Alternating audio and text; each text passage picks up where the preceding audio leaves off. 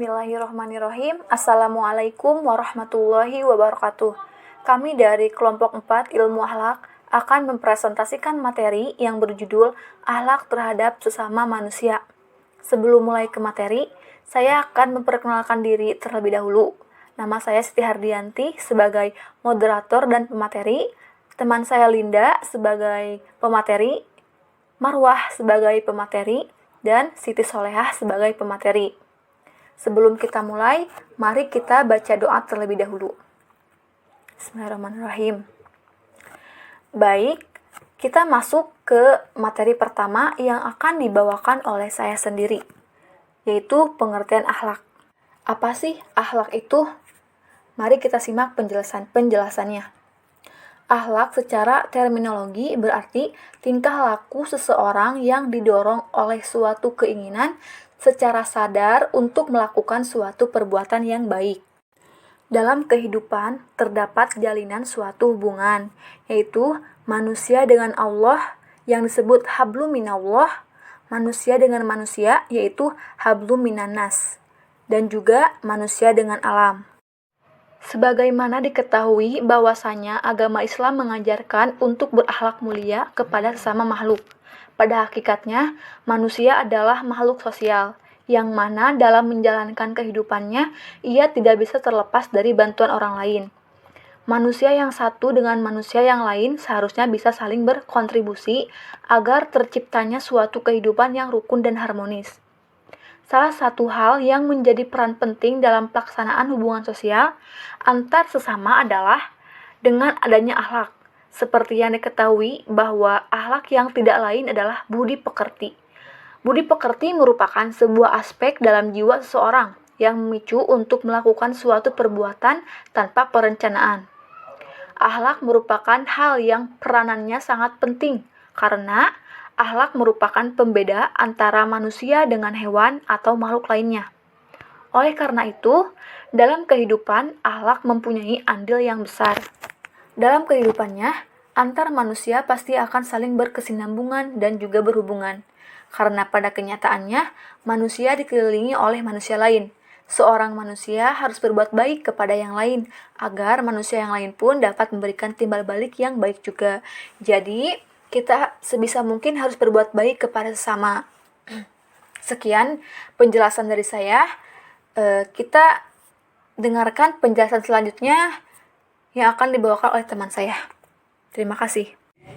Pada kesempatan kali ini kita akan membahas tentang akhlak terhadap sesama manusia. Akhlak terhadap sesama manusia ini terdiri dari akhlak kepada diri sendiri, akhlak terhadap keluarga, dan akhlak terhadap orang lain. Yang pertama yaitu akhlak kepada diri sendiri, yaitu bagaimana seseorang bersikap dan berbuat yang terbaik untuk dirinya terlebih dahulu. Karena dari sinilah seseorang akan menentukan sikap dan perbuatannya yang terbaik untuk orang lain.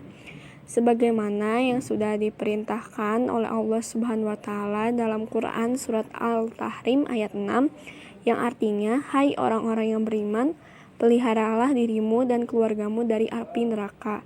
Serta dari hadis Nabi Muhammad SAW yang diriwayatkan oleh Ibda bin Nafsi, yaitu bahwa mulailah sesuatu itu dari diri sendiri. Bentuk aktualisasi akhlak manusia terhadap diri sendiri yaitu seperti menjaga harga diri, menjaga makanan dan minuman dari hal-hal yang diharamkan dan merusak, menjaga kehormatan diri sendiri, mengembangkan sikap berani dalam kebenaran serta bijaksana. Lalu yang kedua yaitu akhlak dalam keluarga. Nah, akhlak dalam keluarga ini dapat berupa akhlak kepada orang tua, kepada anaknya, maupun anak terhadap orang tua. Sebagaimana dijelaskan dalam Al-Quran, surah Al-Isra ayat 23, di surah tersebut kita diperintahkan untuk selalu berbuat baik pada ibu dan bapak dengan perbuatan yang sebaik-baiknya. Dan janganlah sekali-kali kita mengatakan kepada mereka dan ucapanlah kepada mereka perkataan yang mulia.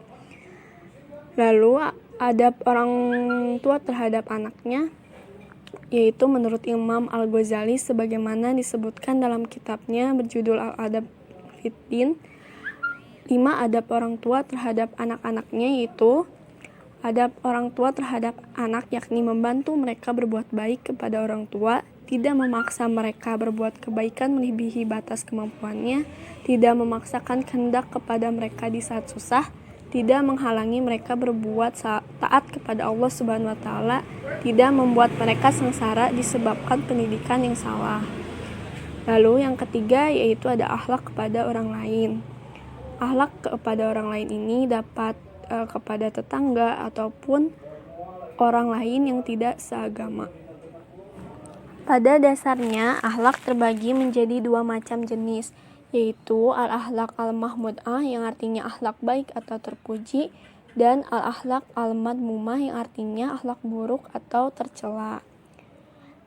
Selanjutnya yaitu terdapat firman Allah Subhanahu wa taala yang artinya, sungguh kami telah mensucikan mereka dengan menganugerahkan akhlak yang tinggi kepadanya, yaitu selalu mengingatkan manusia kepada negeri akhirat.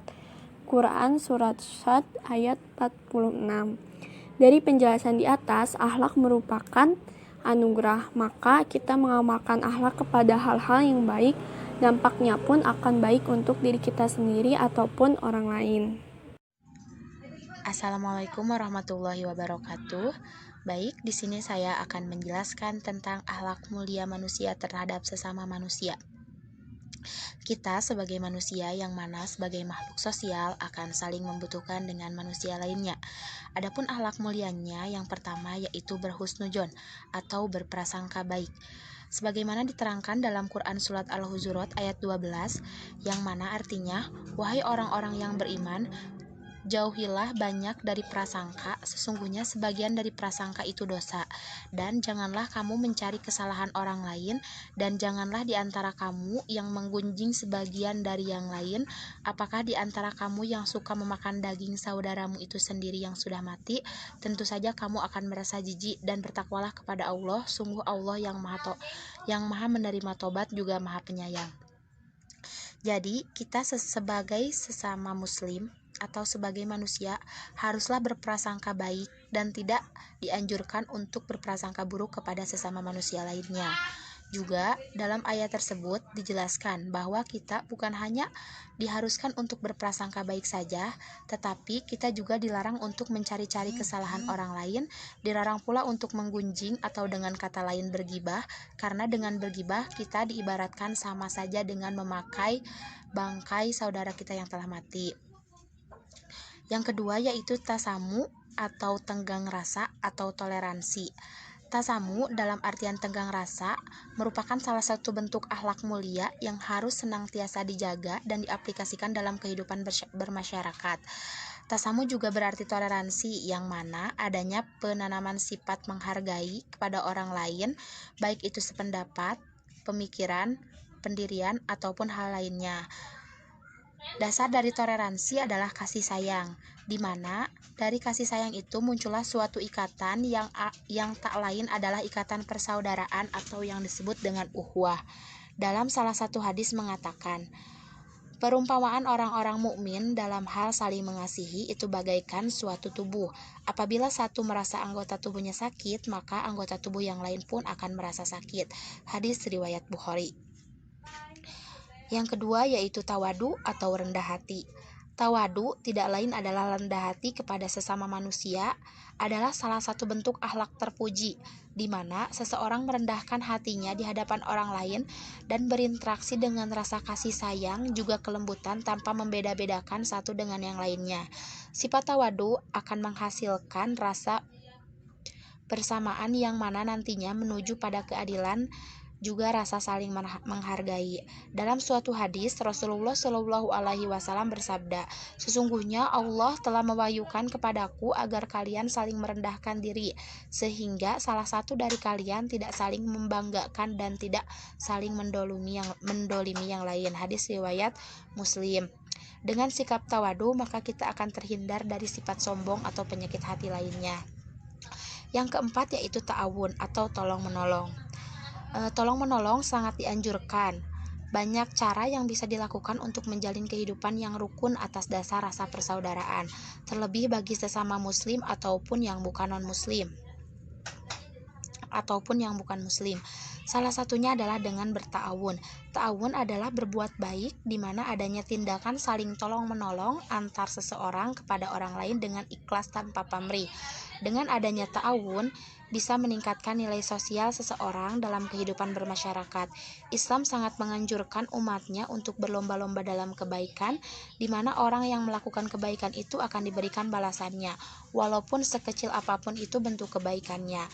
Ta'awun mengajarkan manusia untuk saling tolong-menolong dan menguatkan rasa peduli serta tanggung jawab. Jika ada batasan untuk seseorang melakukan kebaikan dan saling tolong-menolong, asalkan dalam konteks kebaikan, tidak ada batasan. Jadi, kita sesama manusia haruslah tolong-menolong dan tidak ada batasan untuk melakukan kebaikan selama tolong-menolong itu dalam ranah kebaikan.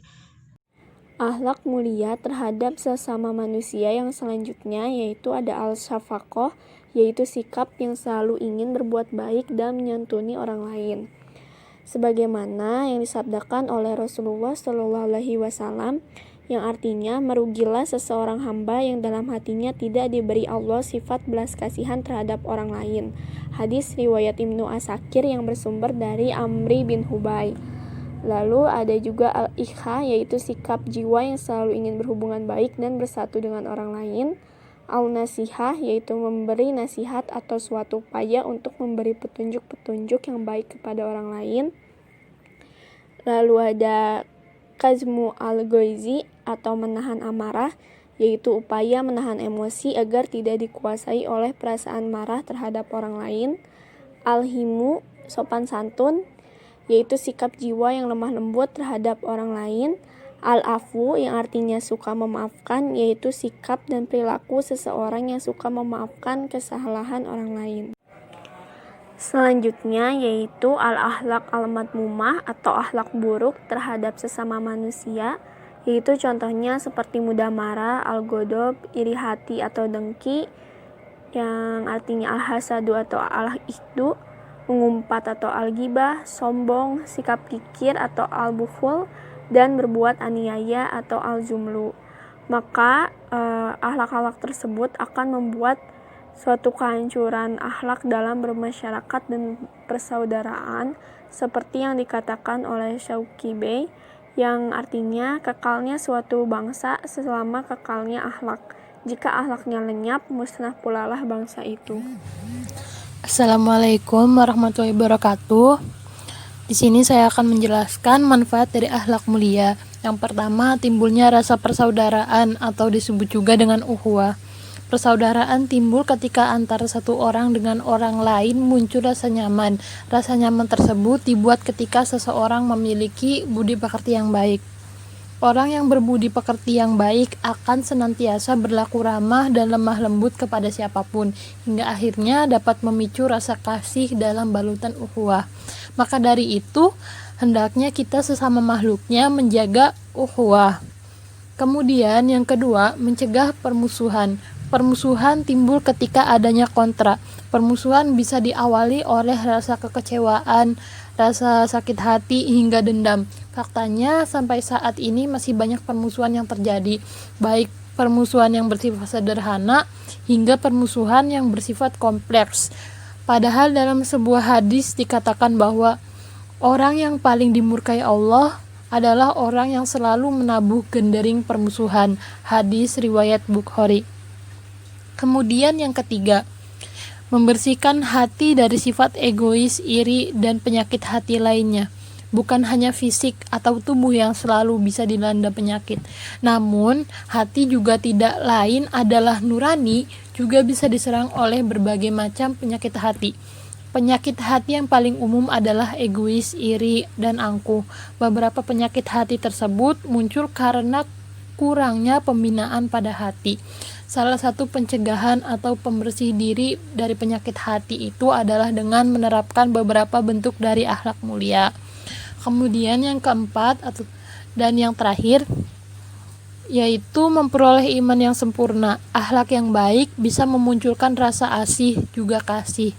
baik untuk orang yang mengaplikasikannya ataupun orang yang menerima atas apa yang diaplikasikan orang tersebut. Dari rasa asih itulah yang akan membuat seseorang merasakan imannya lebih sempurna.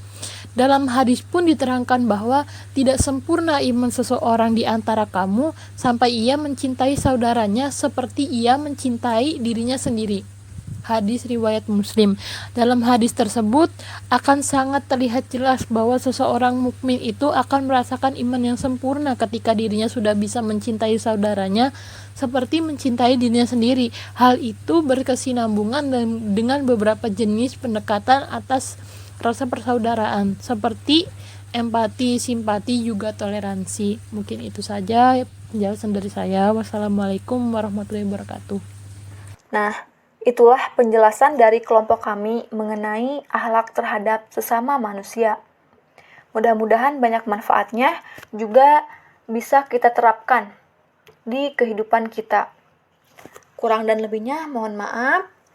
Sekian dari kami. Wassalamualaikum warahmatullahi wabarakatuh.